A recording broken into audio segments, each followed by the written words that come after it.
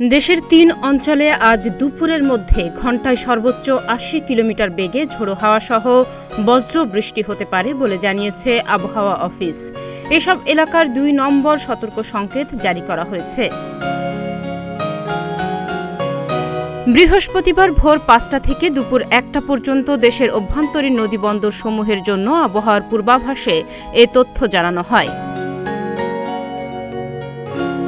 আবহাওয়া অফিস বলছে, আজ রংপুর, ময়মনসিংহ এবং সিলেট অঞ্চলসমূহের ওপর দিয়ে পশ্চিম উত্তর পশ্চিম দিক দিয়ে ঘণ্টায় ৬০ থেকে ৮০ কিলোমিটার বেগে অস্থায়ীভাবে দমকাসহ ঝোড়ো হাওয়া এবং বজ্রবৃষ্টি হতে পারে। তাই এসব এলাকার নদীবন্দরসমূহকে ২ নম্বর নৌ হুঁশিয়ারি সংকেত দেখাতে বলা হয়েছে।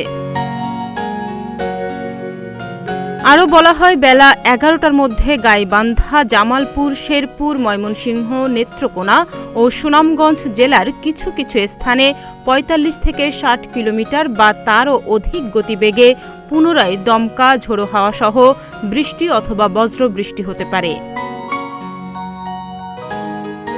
এছাড়া বজ্রপাত চলাকালীন সময়ে ঘরের বাইরে যাবেন না। বজ্রপাতের একাধিক শব্দের মধ্যে সর্বশেষ যে শব্দটি শুনবেন সেই সময় থেকে কমপক্ষে ৩০ মিনিট ঘরেই অবস্থান করার পরামর্শ দিয়েছে আবহাওয়া অফিস।